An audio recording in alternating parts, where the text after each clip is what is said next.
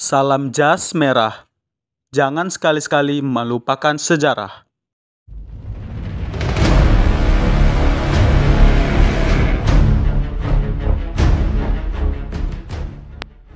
Peristiwa keji pengkhianatan PKI atau Partai Komunis Indonesia tidak bisa dilihat dalam satu malam saja, yaitu pada tanggal 30 September tahun 1965. Namun harus dilihat pada tahun-tahun sebelumnya, di mana PKI selalu membuat kerusuhan, penculikan, dan pembunuhan demi ambisinya untuk merubah ideologi Pancasila menjadi ideologi komunis seperti yang telah dilakukan oleh Musso pada tahun 1948.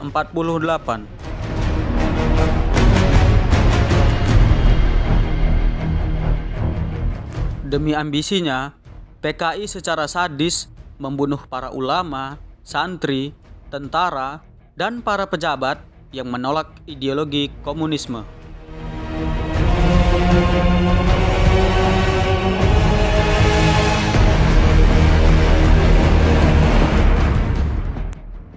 Ketegangan yang mengerikan sudah terasa pada tahun 1963, di mana PKI memprovokasi Presiden Soekarno untuk menyerang Malaysia dan mengusulkan dibentuknya Angkatan Kelima yang terdiri dari buruh dan tani untuk dipersenjatai dengan dalih mempersenjatai rakyat untuk bela negara melawan Malaysia.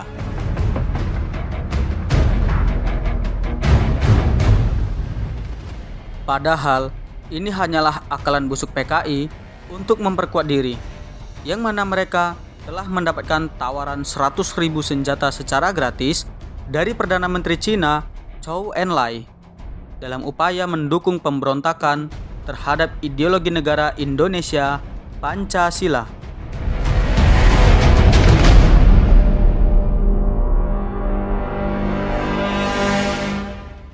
Hal inilah yang ditentang oleh para jenderal, sehingga PKI merasa perlu menyingkirkan para jenderal yang tidak setuju atas rencana itu.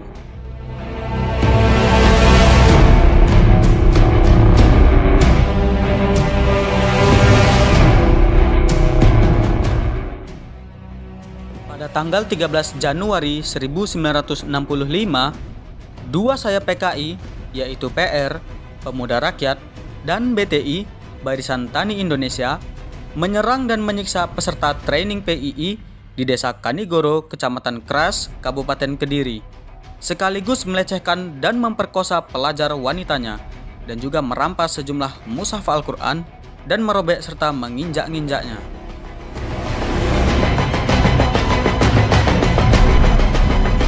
Tahun 1965 merupakan tahun kejayaan PKI dengan 3 juta lebih anggota, menjadikan PKI partai komunis terkuat di luar Uni Soviet dan Cina. PKI memiliki banyak ormas, antara lain Sopsi, Pemuda Rakyat, Gerwani, BTI, Lekra, dan HSI.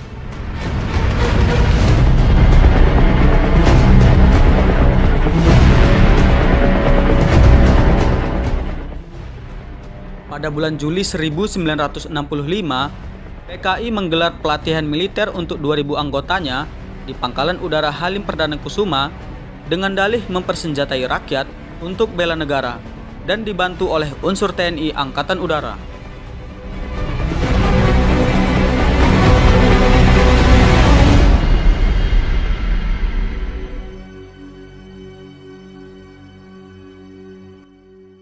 Dan pada malam hari 30 September 1965, terjadilah gerakan G30 SPKI atau disebut juga Gestapo, Gerakan September 30.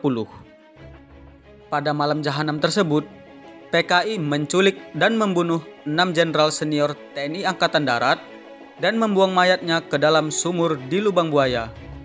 Mereka adalah Jenderal Ahmad Yani, Letjen R. Suprapto, Letjen MT Haryono, Letjen S. Parman, Maijen DI Panjaitan, dan Maijen Sutoyo Siswami Harjo. Tidak hanya itu, PKI juga menculik dan membunuh Kapten Pierre Tandean karena mereka salah mengira kalau itu adalah Jenderal Abdul Haris Nasution.